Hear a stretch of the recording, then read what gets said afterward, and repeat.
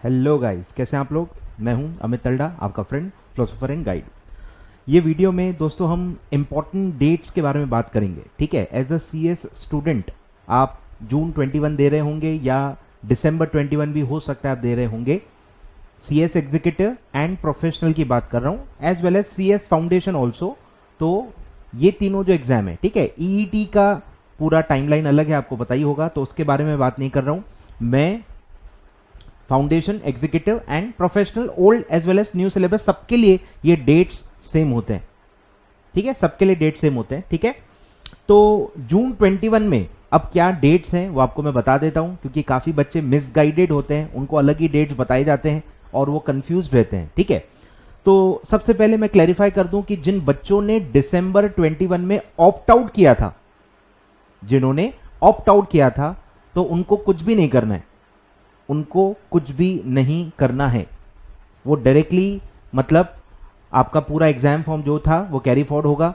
अब इसमें आप चाहें तो चेंजेस कर सकते हैं, ठीक है, चेंज कर सकते हैं, चेंजेस करना अलाउड है, बट आपको कोई चेंज अगर करना ही नहीं है, जो फॉर्म आपका भरा हुआ था दिसंबर के लिए, सेम फॉर्म आपको जून 21 के लिए चाहिए, तो आपको कुछ भी नहीं करना है। डायरेक्टली आपका एडमिट कार्ड आएगा और जो एग्जाम फॉर्म जो चेक करने का जो फैसिलिटी दिया जाता है, एडमिट कार्ड चेक करने का जो फैसिलिटी दिया जाता है, वो जो फैसिलिटी है उसमें आप चेक कर सकते हो और डायरेक्टली आपका एडमिट कार्ड आएगा। ठीक है, प्रिलिमिनरी चेक जिसको आप कहते हो, प्रिलिमिनरी स्टेटस करके आईसीएसआई फैसिलिटी देते हैं और वो आपको डायरेक्टली उसमें आप चेक कर सकते हो और डायरेक्टली आपका एडमिट कार्ड आ जाएगा। ठीक है, तो ये था ऑप्ट आउट वालों के लिए। अब जो नॉर्मल बच्चे हैं, ठीक है, उनके लिए है कि पहला है रजिस्ट्रेशन डेट्स जो जून 21 के हो चुके हैं, 31 जनवरी लास्ट डेट था सिंगल ग्रुप का और वो सब डेट्स हो चुके हैं। अब बारी है pre exam ODOP and exam form की। ठीक है, तो आपको पता ही होगा कि प्री एग्जाम एंड ओडीओपी एक तो वन टाइम ही है, ऑलरेडी आप दे चुके हो तो आपको फिर से नहीं देना होता है, वन टाइम ही आपको करना होता है और ये सिर्फ न्यू सिलेबस पे ही एप्लीकेबल है।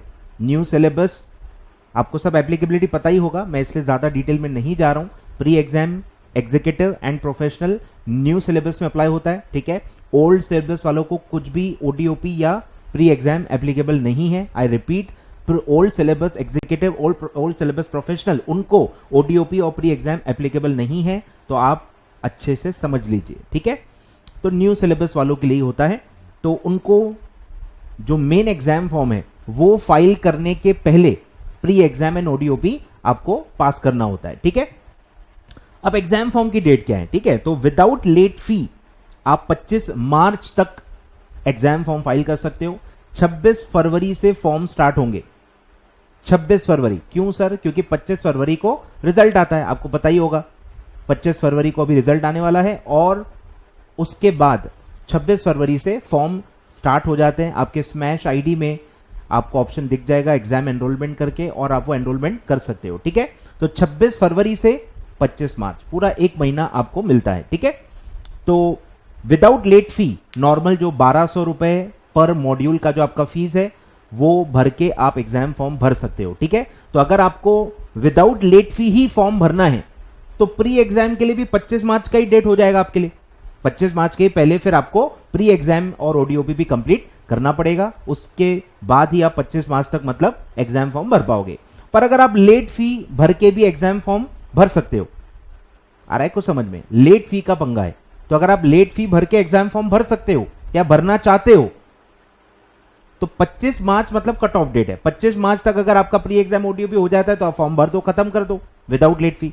पर अगर 25 मार्च तक आपका ओडीओपी और प्री एग्जाम नहीं हो पाया है तो आप 9 अप्रैल तक भी उसको कर सकते हो। 9 अप्रैल तक आप प्री एग्जाम ओडीओपी करके 9 अप्रैल तक with late fee exam form भर सकते हो। लेट फी एग्जाम फॉर्म के लिए, प्री एग्जाम ओडीओपी के लिए लेट फी नहीं लगती, मेन जो एग्जाम फॉर्म आप भरते हो उसकी ये लेट फी है, 250 रुपीज पर स्टूडेंट लगती है। ठीक है, तो ये पूरा 250 है, पर मॉड्यूल नहीं है, ये टोटलिटी में जो भी आप एनरोलमेंट कर रहे हो एग्जाम का 250 सीधे सीधे टोटल में ऐड हो जाएगा। ठीक है, तो ये डेट्स है। आई होप आप क्लैरिटी आपको आ रही है कि दो डेट्स हैं, तो एक विदाउट लेट फी है, एक विद लेट फी है।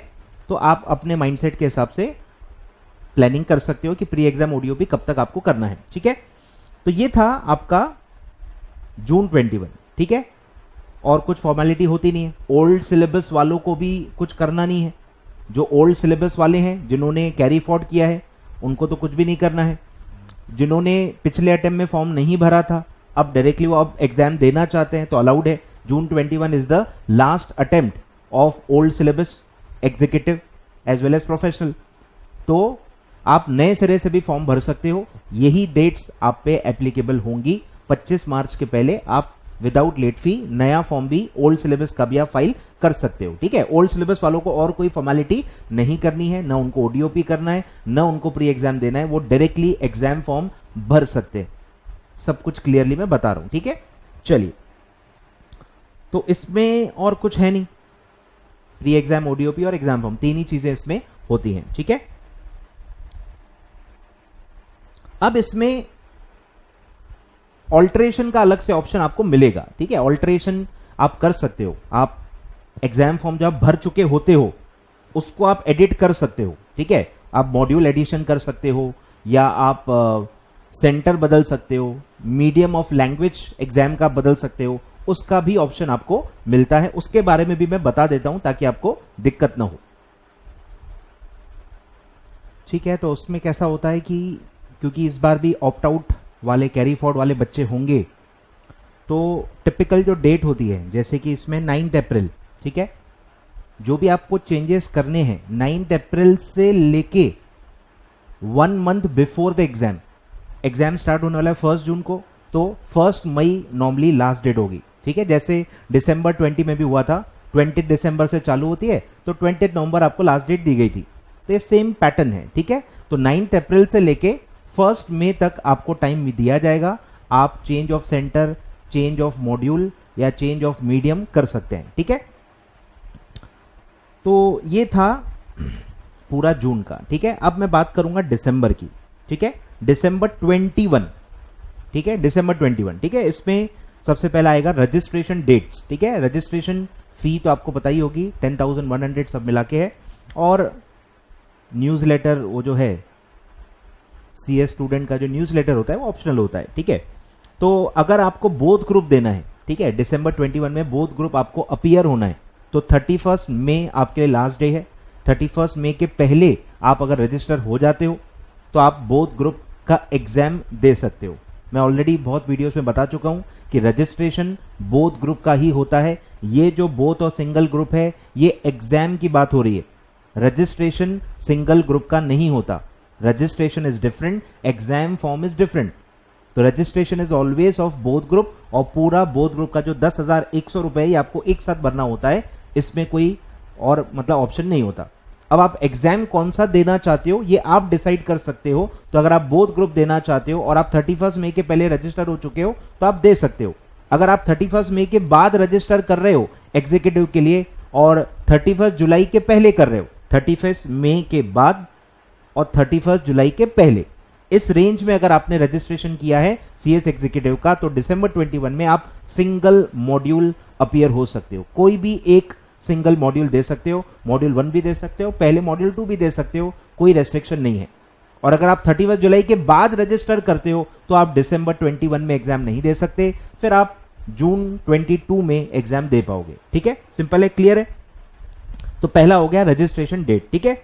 अब सेम प्री एग्जाम और एग्जाम फॉर्म, ठीक है। तो इसमें एग्जाम फॉर्म का डेट होता है सर 25 सितंबर, ठीक है। सेम एग्जाम फॉर्म खुलेंगे 26 अगस्त से, क्योंकि 25 अगस्त को रिजल्ट आता है।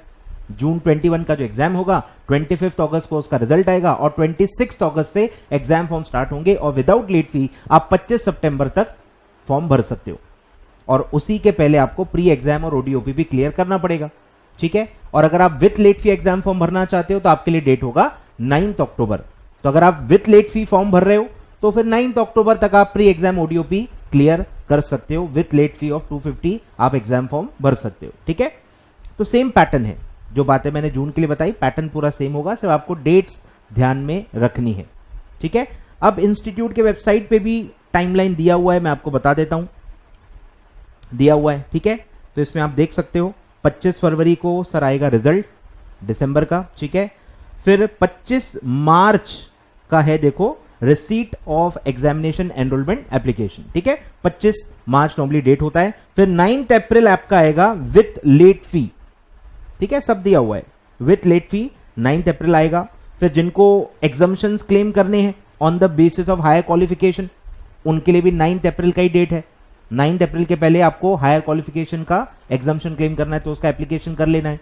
कुछ बच्चों को डिनोवो कराना है तो 9 अप्रैल के पहले डिनोवो कराना पड़ेगा अगर आपको जून एग्जाम देना है तो। वैसे ये रूल था नहीं, पर अब अचानक से इंस्टीट्यूट ने लाया हुआ है, कहीं लिखा हुआ नहीं है, बट अब वो बोल रहे हैं कि जिनका भी रजिस्ट्रेशन एक्सपायर हो चुका है 9 अप्रैल के पहले रजिस्ट्रेशन एक्सपायर हो चुका है तो आपको 9 अप्रैल तक उसको डिनोवो करा के एक्सटेंड करना पड़ेगा। 5 इयर्स और वो एक्सटेंड हो जाता है, ठीक है, तो आप एग्जाम दे सकते हो, ठीक है।